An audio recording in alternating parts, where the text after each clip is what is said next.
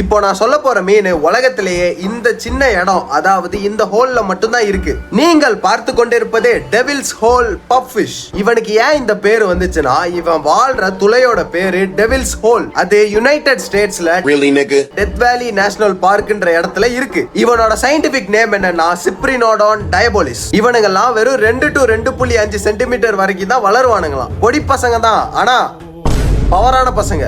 ஏன் அப்படி சொல்றேன்னா, அந்த ஹோல்ல இருக்கிற வாட்டரோட டெம்பரேச்சர் 33 to 34 டிகிரி செல்சியஸ். ஆக மொத்தம் மீனுக்கெல்லாம் அது சுடு தண்ணி.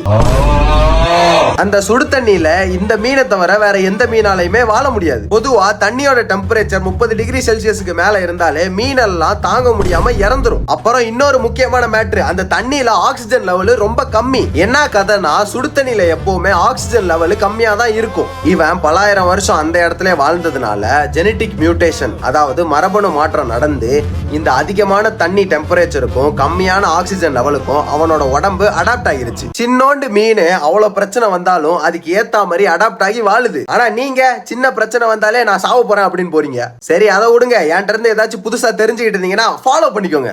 ஆக்சுவலி இந்த மீன் ஆல்ரெடி அழியிற நிலைமையில தான் இருந்துச்சு. 2016 ஏப்ரல் மாசம் 3 ஃப்ரெண்ட்ஸுங்க என்ன பண்ணிருக்கானுங்க, குடிச்சிட்டு போய் அந்த இடத்துல போதையில வாந்தி எடுத்துட்டானுங்க. அதனால அங்க இருந்த சில மீனும் அதோட முட்டையும் இறந்து போச்சு. அப்புறம் இப்ப ரீசெண்டா 2025 எடுத்த கவுண்ட் படி இயற்கை சீற்றம் அப்புறம் நிலநடுக்கத்தினால நிறைய மீன் இறந்து போய் பேலன்ஸ் இன்னும் 38 மீன் தான் இருக்கான். சோ கடைசியா நான் சொல்ல வர்றது என்னன்னா, குடி நாட்டுக்கு, வீட்டுக்கு, இயற்கை சுற்றுச்சூழலுக்கு எல்லாத்துக்கும் கேடு. சோ குடிக்காதீங்க. நான் சொன்னதுனால யாரும் குடிக்காம இருக்க போறது இல்லைன்னு தெரியும். சொல்லணும்னு தோணுச்சு, சொல்றேன். ஆல்கஹால் கன்சியூம் பண்ணாதீங்க.